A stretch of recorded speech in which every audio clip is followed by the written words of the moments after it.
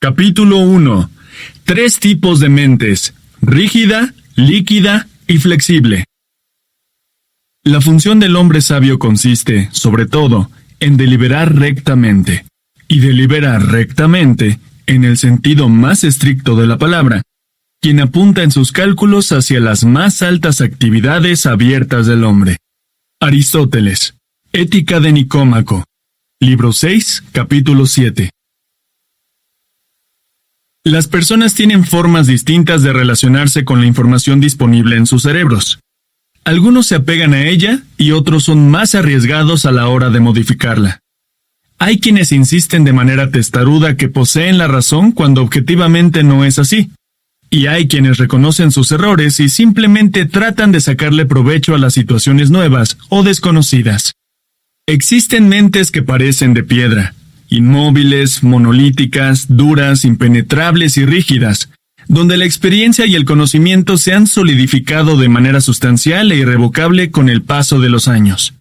Estas mentes ya están determinadas de una vez por todas.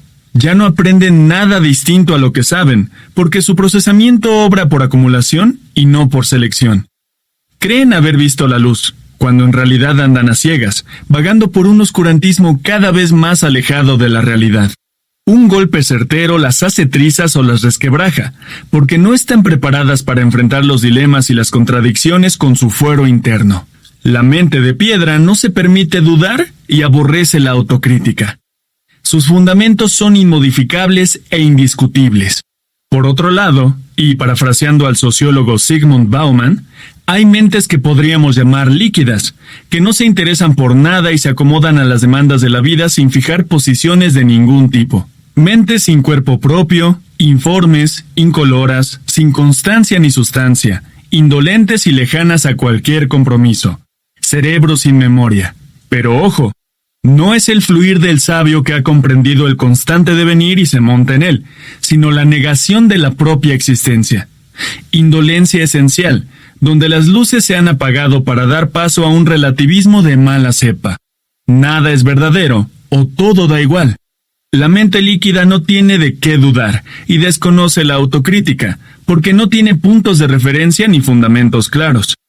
Y también existen las mentes flexibles, que funcionan como la arcilla. Poseen un material básico a partir del cual se pueden obtener distintas formas. No son insustanciales como las mentes líquidas, pero tampoco están definidas de una vez para siempre como las mentes de piedra. Pueden avanzar, modificarse, reinventarse, crecer, actualizarse, revisarse, dudar y escudriñar en ellas mismas sin sufrir traumas. Asimilan las contradicciones e intentan resolverlas.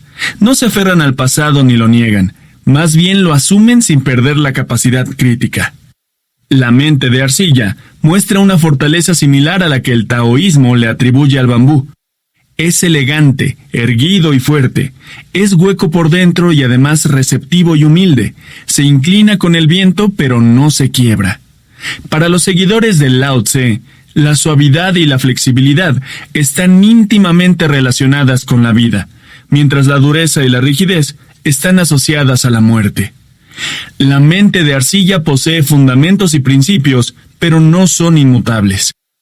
La mente de piedra, rígida, choca con la realidad objetiva una y otra vez. La mente líquida pasa por la vida y no hace contacto. La mente de arcilla, flexible, abraza la existencia de manera equilibrada. Las personas se podrían ubicar en un continuo de tal manera que podríamos hallar gente más o menos rígida, flexible o líquida, o con el predominio de un tipo de mente y pequeñas pinceladas de las otras. Más aún, la analogía nos permite la opción de que un tipo de mente se transforme en otro.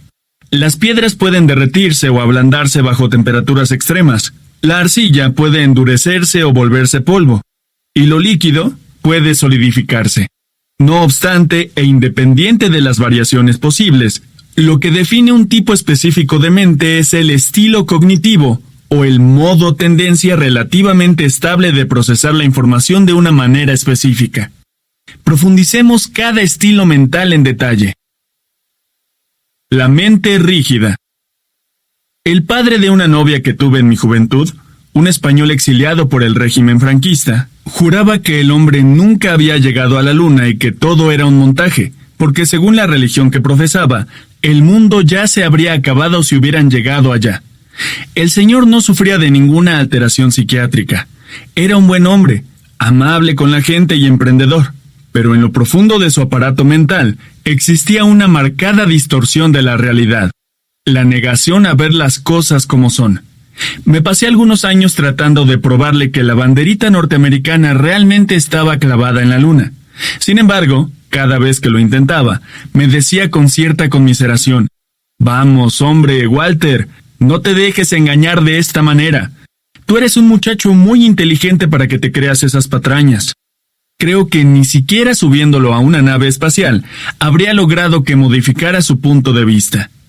El mecanismo básico de las personas rígidas es la resistencia a cambiar cualquiera de sus comportamientos, creencias u opiniones, aunque la evidencia y los hechos les demuestren que están equivocadas. Al tener tan poca variabilidad de respuesta, su capacidad de adaptación es supremamente pobre. La mente rígida vive en un limbo facilista, distorsionado y altamente peligroso, donde la verdad ha sido secuestrada en nombre de alguien o algo.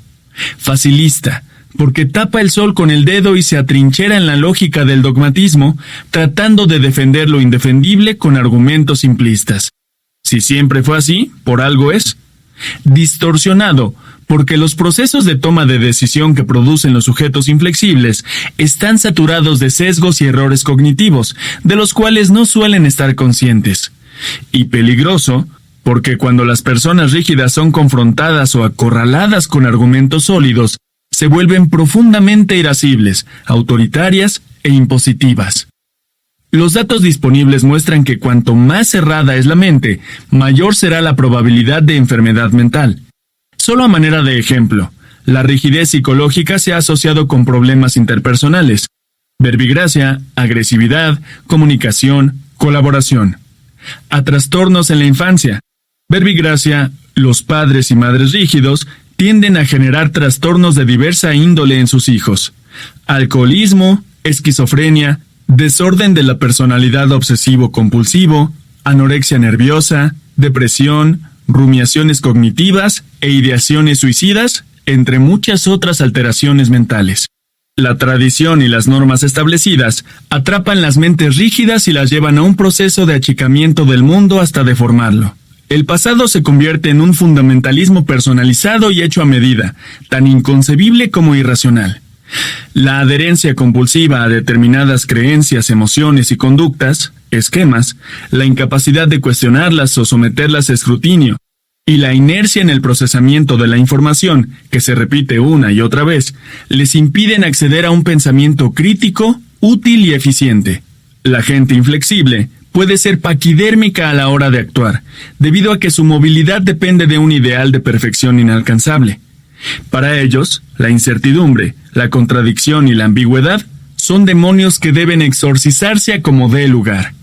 Cuando se ven obligados a enfrentar información discordante con su base de datos, entran en cortocircuito o simplemente se paralizan, porque su repertorio no está preparado para la espontaneidad y la improvisación. En el apéndice A, puede escucharse el perfil básico de las mentes rígidas, sus creencias centrales, sus pensamientos, sus miedos y sus estrategias de supervivencia. Algunas desventajas de la mente rígida. Para la gente inflexible es muy difícil alcanzar un estado de paz interior. Más aún, es prácticamente imposible estar cerca de una persona rígida, llámese pareja, compañera o compañero de trabajo o de universidad, y no verse afectado negativamente por ella o él. Podría pensarse que las mentes obstinadas deberían llevarse bien entre sí, pero no es verdad. Cuando dos individuos pétreos hacen contacto, casi siempre hay un roce implícito o explícito, así estén del mismo lado. Tarde que temprano, una escaramuza por el poder hace su aparición, tratando de mostrar quién es el más duro de matar o quién es el más fiel a sus creencias. En versión cinematográfica, Alien contra Depredador. Algunos de los inconvenientes que arrastran la rigidez y la inflexibilidad son niveles altos de estrés y depresión, baja tolerancia a la frustración, No hay mente rígida que no haga pataleta. Angustia por no tener el control total de las cosas. Malas relaciones interpersonales. El autoritarismo y el prejuicio que acompañan la rigidez genera malestar, rechazo y agresión. Dificultades en la toma de decisiones. La persona rígida suele inmovilizarse cuando los imprevistos aparecen. Déficit en la resolución de problemas. Debido a que ven el mundo en una sola dimensión, les cuesta generar alternativas de solución. Alteraciones laborales, sexuales, afectivas y demás, porque toda persona rígida busca un perfeccionismo inalcanzable. Miedo a cometer errores y miedo al cambio.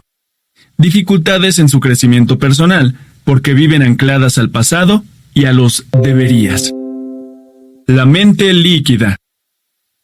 ¿Quién no ha estado alguna vez con alguien que lo único que hace es no tomar partido por nada o adopta alternativamente posiciones contradictorias sin intentar resolverlas o siquiera comprenderlas? Recuerdo que en cierta ocasión asistí a un seminario con el sociólogo Lipovetsky y cuando le preguntaron si era de derecha o izquierda, respondió tranquilamente: depende del día. A veces soy de izquierda y a veces soy de derecha. Esa actitud sorprendió a gran parte del auditorio y a mí también.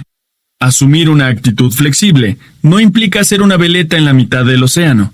Andar a la deriva en cuestiones ideológicas o éticas, sin un camino claro por dónde transitar, puede resultar altamente contraproducente para el sujeto e incluso para la sociedad que habita.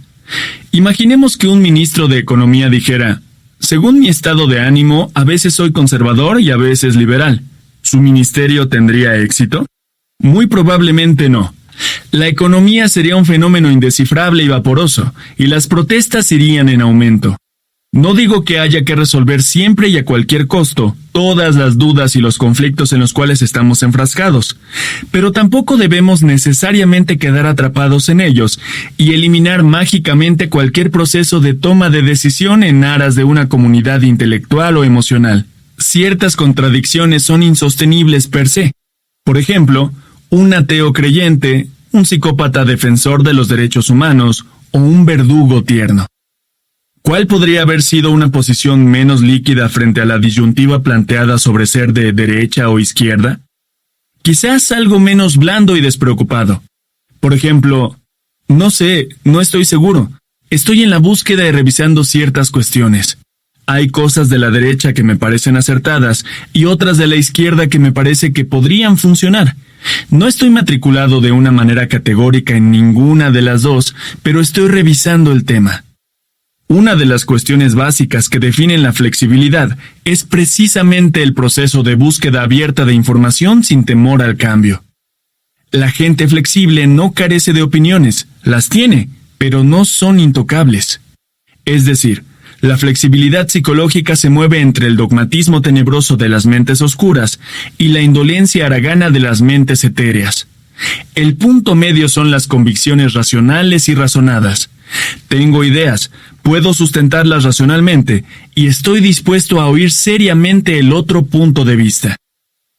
Una mente indefinida y apática es una mente voluble y despersonalizada, que no es capaz de reconocerse a sí misma.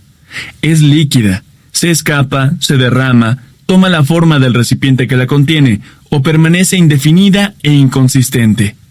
Vaciada de toda idea, la mente líquida le coquetea al nihilismo, no fija posición ni se compromete. Comte Sponville decía sobre el nihilismo: el nihilista es aquel que no cree en nada, nihil, ni siquiera en lo que es. El nihilismo es como una religión negativa. Dios ha muerto, arrastrando con él todo lo que pretendía fundar: el ser y el valor, la verdad y el bien, el mundo y el hombre. Ya no queda otra cosa que la nada. En todo caso, nada que tenga valor, nada que merezca la pena ser amado o defendido. Todo vale lo mismo y no vale nada. Una cosa es apegarse irracionalmente a las propias creencias como si fueran una verdad absoluta, y otra es fluctuar entre los extremos de una indefinición que jamás toma forma. La mente líquida piensa que si todo es relativo, nada vale, nada es cierto. Repito, una cosa es tener posturas flexibles y otra muy distinta, no saber dónde está parado uno. En palabras del filósofo Oneto: en resumen, Si aceptamos como igualmente legítimas todas las posiciones, su validez, su verdad, podemos ir perdiendo la capacidad de denuncia, de compromiso, de lucha por una convicción. De una mentalidad vacía y fofa, nada significativo puede surgir. Tal como afirmaba Lucrecio, de la nada, nada proviene. Ex nihilo nihil fit. Si no hay un núcleo central, no hay producción psicológica, hay muy poco que dar y muy poco que crear. El problema no es el pensamiento, sino cómo pensamos. Veamos 3 respuestas líquidas a preguntas sólidas. A un hombre mayor. ¿Qué opinas de lo de Irak? No sé, ¿Irak? Eso queda muy lejos de aquí. No me compliques la vida. A una estudiante próxima a graduarse. ¿Qué opinas del calentamiento global y las implicaciones para las generaciones venideras? Algo leí alguna vez, pero ¿eso qué tiene que ver conmigo? No entiendo. A un joven conductor de taxi. ¿Cuál es tu opinión acerca del matrimonio entre homosexuales? Yo qué sé, ¿acaso me vio cara de homosexual? La mente líquida pone todo el control afuera, se deja llevar por la marejada y, por eso, es mediocre y trivial. Es mejor mimetizarse, diluirse en el conjunto indiferenciado de la población, pasar desapercibido y eludir cualquier responsabilidad. La motivación se convierte en algo tan instantáneo y volátil que la sola idea de profundizar produce molestia, pero no por miedo a que las ideas se tambaleen como lo haría el dogmático, sino por simple y llana pereza. La mente líquida circula, pasa, atraviesa y tristemente no deja huellas. Su negligencia está en la omisión, en permanecer oculta, en no brillar con luz propia. Similar a lo que ocurre con algunas personalidades, la mentalidad líquida no posee una identidad definida que permita establecer un perfil. La mente flexible. Mientras la mente rígida está petrificada y cerrada al cambio, y la mente líquida es gaseosa, la mente flexible posee un cuerpo modificable. No está fija en un punto ni se desliza por cualquier parte sin rumbo, sino que posee una dirección renovable. A la mente flexible le gusta el movimiento, la curiosidad, la exploración, el humor, la creatividad, la irreverencia y, sobre todo, ponerse a prueba. Si la mente obstinada cierra la puerta al mundo para no poner en duda sus estructuras internas y la mente líquida la abre de par en par, aunque sin discernimiento, la mente flexible deja la puerta entreabierta. Lo positivo de la mente rígida es que posee ideas. Lo negativo es que se enreda en ellas al pensar que son inmutables y eternas. Lo positivo de la mente líquida es que no pone barreras. Lo negativo es la carencia de puntos de vista. La mente flexible mantiene opiniones, tiene creencias y principios, pero está dispuesta al cambio y en pleno contacto con la realidad. La mentalidad amplia o abierta utiliza el pensamiento crítico como guía de sus decisiones. Se opone al dogmatismo en tanto es capaz de dudar de lo que cree cuando hay por qué dudar, es decir, cuando la lógica, buenos argumentos, y la evidencia, el peso significativo de los hechos, la cuestionan y, por lo tanto, la obligan a examinar en serio los propios esquemas. Tal como afirman los psicólogos Peterson y Seligman, podríamos decir que la mente abierta o flexible responde a una virtud correctiva que está incluida prácticamente en todos los catálogos de valores, recientes y antiguos, exaltando la cualidad del buen juicio, la racionalidad y la apertura a otras opiniones. ¿Y la fe? ¿Existe una fe flexible? Para mí, existe una buena fe, en la cual el sujeto sabe por dónde transita, conoce sus fortalezas y debilidades, es capaz de escuchar y convivir con otras filosofías y religiones. La buena fe no es obsesiva, sino que busca el punto medio de la razón razonable y la creencia creíble, como afirma el teólogo Hans Kung. La buena fe siempre evita los extremos. En uno de sus famosos pensamientos, Pascal nos recuerda que la credibilidad no puede presuponerse. El haber oído una cosa no debe nunca constituirse en regla de vuestra fe. Al contrario, no debéis creer nada sin colocaros previamente en una situación como si no la hubierais oído nunca. Lo que os debe hacer creer es el consentimiento de vosotros con vosotros mismos y la voz permanente de vuestra propia razón. Ya sea que la fe sea un salto sobre la razón, Kierkegaard, o una apuesta, Pascal, no es inmune a la duda porque la certeza no existe en ningún ámbito de la vida, al menos de los que no somos místicos. Es conocida la posición asumida por el Dalai Lama cuando afirma: si la ciencia demuestra fehacientemente la falsedad de alguna doctrina budista, esta debe ser modificada en consecuencia. ¿Habrá mayor apertura que poner a prueba la trascendencia? Siempre he visto a los budistas como científicos espirituales. ¿Es respetable la fe? Desde luego, si en su nombre no se violan los derechos humanos, si no es autoritaria, si no quiere imponerse a la fuerza, si no se asume a sí misma como poseedora de la verdad absoluta. En la buena fe, la razón no muere, se mezcla con el corazón, generando una decisión que implica el ser total. Volviendo a Hans Kung, la fe podría considerarse como una decisión que no está probada por la razón, pero sí puede justificarse ante ella. Vale la pena aclarar que la capacidad de dudar no significa convertirse en un ratón de biblioteca, buscando desesperadamente la excepción a la regla. Para hacer el amor y disfrutarlo plenamente, no necesitamos el último artículo científico sobre los indicadores bioquímicos del orgasmo. Existe una duda retardataria, compulsiva, generalizada y relacionada con profundos sentimientos de inseguridad. Y existe una duda progresista, asumida por la mente flexible, inspiradora, motivadora y poderosa, que bien calibrada, hace a las personas más fuertes y seguras de sí mismas. 3 principios de la mente flexible. Ser flexible es un arte, una excelencia o una virtud compuesta de, al menos, 3 principios: la excepción a la regla, el camino del medio y el pluralismo. 1. La excepción a la regla. Recuerdo que cierta vez, en pleno vuelo, mi compañera de asiento le pidió a la azafata utilizar el baño de clase ejecutiva porque el de clase turista estaba ocupado y había bastante gente en espera. La razón que esgrimió fue poderosa. Estaba embarazada y no se sentía muy bien. Como si fuera un robot, la respuesta de la aeromoza se ciñó estrictamente al manual de funciones. Lo siento, señora, pero ese baño solo lo pueden utilizar las personas de la clase ejecutiva. La mujer insistió con angustia: por favor, es que estoy muy mal. La azafata repitió su mensaje mecánicamente: usted no pertenece a esa clase. Yo intervine tratando de convencerla. ¿Por qué no hace una excepción?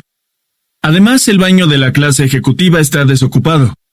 Su respuesta, una vez más, fue tajante: no estoy autorizada para hacer excepciones. En fin, no hubo poder humano que la hiciera cambiar de opinión y considerar que el bienestar de una persona es más importante que la obediencia a un reglamento. En realidad, no procesó ninguna opinión distinta a la que estaba ya asentada en su pétrea mente.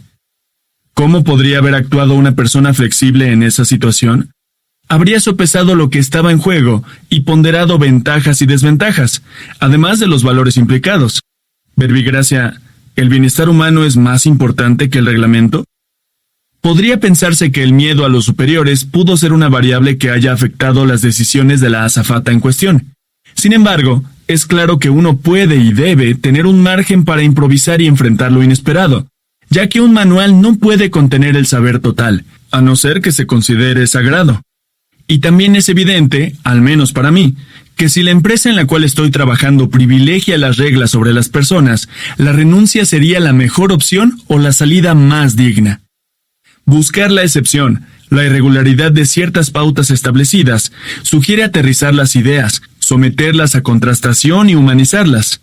Implica poner la certeza en remojo. La mente flexible confronta los principios, criterios o mandatos, tratando de definir las fronteras a partir de las cuales dejan de funcionar. Por ejemplo, el valor de la perseverancia requiere de un límite para que no se convierta en fanatismo. Aprender a perder. El valor de la modestia o humildad necesita de la autoestima para no caer en la negación del yo. El valor del autodominio requiere del derecho al placer o a la felicidad, si no queremos terminar en una apología al autocastigo y los cilicios. La mansedumbre sin dignidad es bajeza o humillación. En otras palabras, la mente flexible tiene en cuenta la norma, pero también aquellos factores complementarios y equilibrantes que la apaciguan. El siguiente caso hipotético, citado con frecuencia en bioética, muestra con claridad las consecuencias que pueden surgir de un dilema ético. Un farmacéutico está cerrando la farmacia y, en ese preciso instante, llega un padre angustiado a solicitarle un medicamento porque su hijo tiene un ataque de asma y podría morirse si no se lo administra. El dueño del local mira con parsimonia el reloj que está expuesto en la pared y dice: «Lo siento, cierro a las 8 de la noche y son las 8:01". El padre alega que no hay otra farmacia abierta a esa hora y que si no le vende el medicamento, su hijo morirá. La respuesta del hombre es terminante: «¿No me entendió, señor? Ya cerré». El papá, al borde de un ataque de nervios, le suplica, le pide que se ponga en su lugar, que piense en su hijo.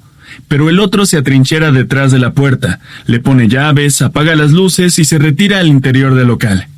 Independientemente de la irracionalidad del farmacéutico, lo que me interesa señalar es su incapacidad para crear alternativas de solución cuando las pautas prefijadas no funcionan. La pregunta es obvia: ¿no podría cerrar el local 5 minutos después? La historia termina en que el papá del niño rompe el vidrio, penetra con furia a la farmacia y se lleva el medicamento a la fuerza. ¿Qué tipo de falta es más censurable? ¿Penetrar en una propiedad privada sin autorización y robarse un remedio, sancionado por la ley, o dejar morir a un enfermo porque su padre llegó 1 minuto tarde, sancionado por la moral? ¿Hasta dónde queda justificada la acción de robar para salvar una vida? En definitiva, la ley versus la moral. No todo lo legal es ético, ni todo lo ético es legal. Obviamente no estoy sugiriendo que se deba violar la ley cada vez que queramos, simplemente intento mostrar las consecuencias de no tener en cuenta las excepciones. Vale la pena acotar que en las encuestas realizadas sobre este caso en particular, la mayoría de los encuestados suelen estar de acuerdo con la actitud del padre. No me cabe duda de que la rigidez puede llegar hasta este extremo o más. ¿Podría haber creado Hitler una excepción a su demencia ideal del antisemitismo y aceptar, así sea a regañadientes, que algunos judíos podían ser tan o más brillantes que los alemanes? Obviamente no, porque hubiera puesto a tambalear su doctrina de la supremacía racial. Las ideas dogmáticas se mantienen a sí mismas eliminando toda posibilidad de duda y cualquier caso particular que se salga del esquema que les sirve de sustento. 2. El camino del medio. Cuando estaba en el bachillerato, el profesor de geometría descriptiva era el ogro del colegio. Cada examen era una tortura porque el 95% de los alumnos reprobaba. Uno de mis compañeros de curso decidió un día hacerle frente al hombre y decirle que su evaluación no era confiable, ya que si fallaban tantos, podía estar pasando una de las siguientes cosas: A.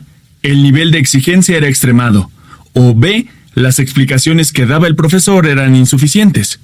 De hecho, creo que cualquier persona que haya ejercido la docencia con un criterio razonable sabe que si nadie aprueba un examen, hay que revisar los procedimientos de aprendizaje utilizados. Pero el profesor en cuestión tenía otra teoría. Lo único que demuestran los malos resultados obtenidos es que este es un curso de imbéciles. El señor vivía en el limbo de los autoritarios y jamás aceptó revisar su estilo pedagógico.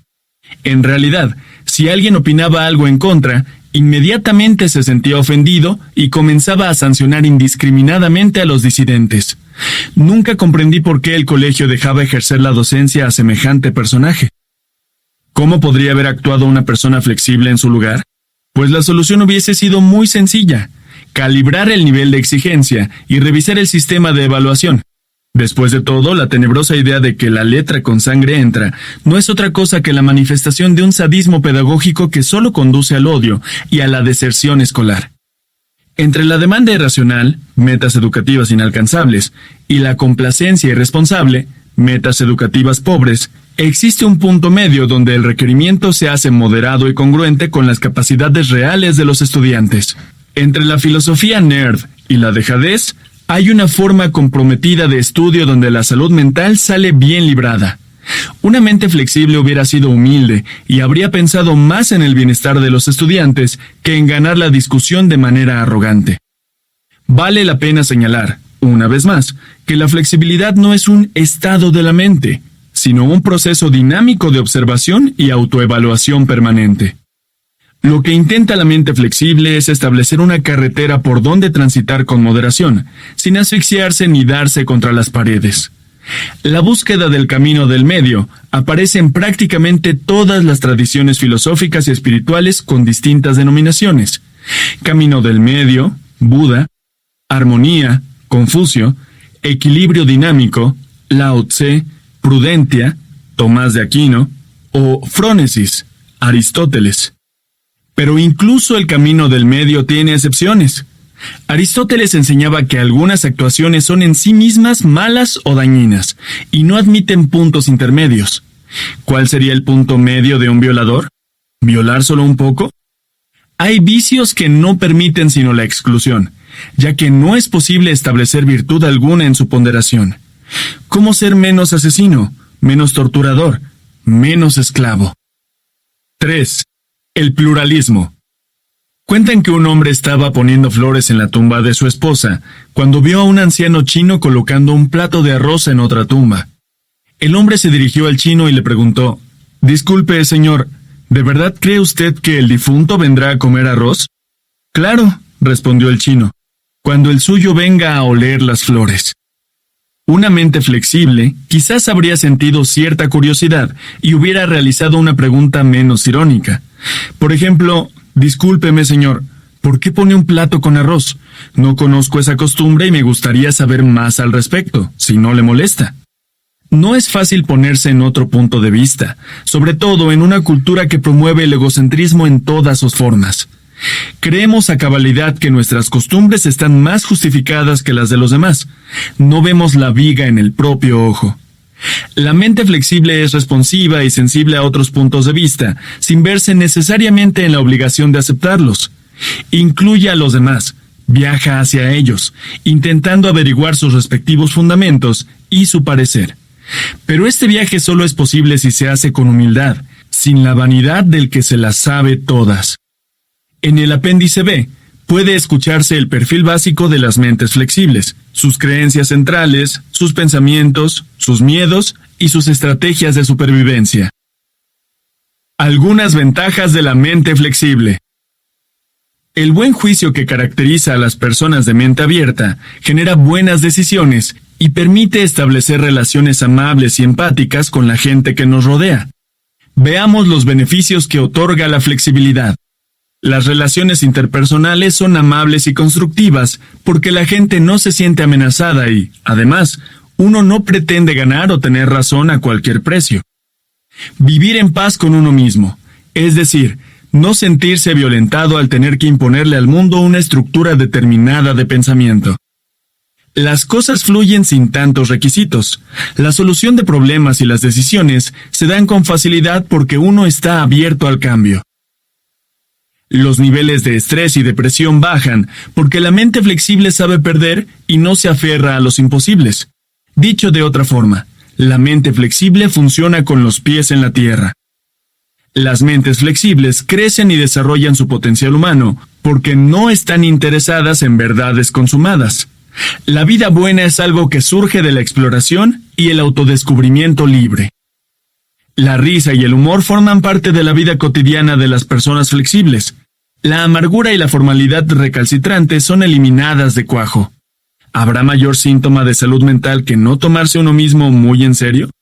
Los niveles de prevención y desconfianza bajan ostensiblemente cuando existe flexibilidad mental. Hay más amigos que enemigos, más compasión que indiferencia, más amor que guerra. Ser flexible mejora el sueño y todas las actividades somáticas, porque uno deja de pelear con el mundo y se concentra en lo que vale la pena. Tal como lo demuestran todas las tradiciones espirituales y la psicología cognitiva y positiva contemporánea, la mentalidad flexible hace que las personas se sientan más felices y se aproximen más a la sabiduría. Mentes rígidas versus mentes flexibles. Una buena manera de comprender las diferencias entre las mentalidades cerradas y abiertas es analizar sus respectivas polaridades. En los siguientes capítulos haré una confrontación entre las características de las mentes rígidas y las mentes flexibles, y sus implicaciones para la vida cotidiana. Se retomarán los aportes de la literatura científica más reciente sobre el tema, y sus implicaciones en áreas afines, como es el caso de la resistencia al cambio. Cuando estudiamos la estructura interna de una mente rígida, encontramos una serie de esquemas o rasgos relativamente estables que la definen. Señalaré los más significativos. Mentes rígidas. Dogmatismo. Solemnidad, amargura. Normatividad. Prejuicio. Simplicidad y autoritarismo. En consecuencia, el pensamiento rígido que se desprende de ella será dogmático, terco, solemne, amargado y circunspecto, normativo, conformista y apegado a las reglas, prejuicioso, odioso y discriminador, simple, superficial y autoritario, abusador del poder. Por el contrario, la estructura interna de una mente flexible estará definida por esquemas o rasgos opuestos a los señalados para una mente rígida. Mentes flexibles. Análisis crítico. Humor lúdica. Inconformismo. Imparcialidad. Complejidad y pluralismo. En consecuencia, el pensamiento flexible que se desprende de ella será crítico, lúdico, inconformista, imparcial, complejo, holístico y pluralista.